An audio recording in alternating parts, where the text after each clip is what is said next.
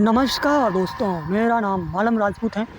राजस्थान, इस राज्य का नाम सुनते ही बड़े बड़े महल, विश्व प्रसिद्ध पैलेस या फिर शायद इसलिए इस राज्य में हर महीनों लाखों देशी और विदेशी सैलानी घूमने आते हैं। लेकिन राजस्थान के जैसलमेर शहर से लगभग 20 किलोमीटर की दूरी पर मौजूद कुलधरा गांव एक ऐसी जगह जहाँ के बारे में सुनते ही कई लोगों की रूह तक कांप उठती है। इस गांव से एक नहीं ऐसे और डरावनी घटनाएं जुड़ी हुई हैं। कुलधरा गांव का इतिहास बेहद ही दिलचस्प है।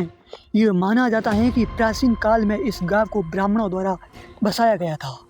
कई लोगों का मानना है कि कथान नमक पाली और एक ब्राह्मण ने इस गांव को बसाया था।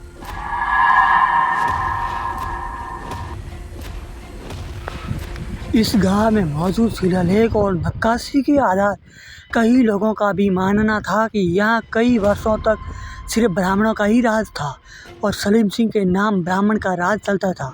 वो अन्य लोगों से वसूली भी करता था। भारत की सबसे रहस्यमय और डरावनी जगहों की बात होती है तो सबसे पहले कुलधरा गांव का नाम जरूर लिया जाता है। लोक कथा के अनुसार ये गांव 50 या 100 साल से नहीं बल्कि 200 साल से भी अधिक समय से ये वीरान पड़ा है।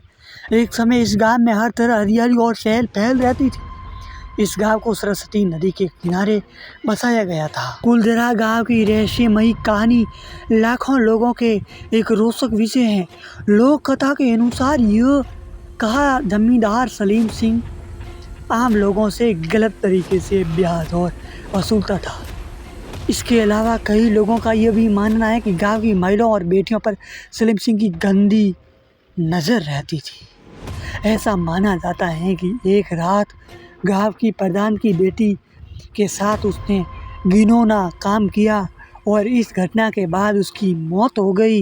इस घटना के बाद भी सलीम सिंह की नज़र गंदी ही रहती थी। मरने के बाद भी उसकी ऐसी ही आदत थी। ऐसा माना जाता है कि रात को गांव की बेटी के साथ जब गंदी आदत मिली तो वो मृत्यु में पार हुआ, लेकिन उसकी आदत नहीं मिटी। कई दिन गांव वालों ने इसका विरोध किया। जब नहीं माना तो मुखिया समेत गांव पूरा खाली हो गया। गांव से पहले ब्राह्मणों ने श्राप दिया था कि जो भी यहाँ गांव घर बनाएगा उसका घर नहीं बनेगा।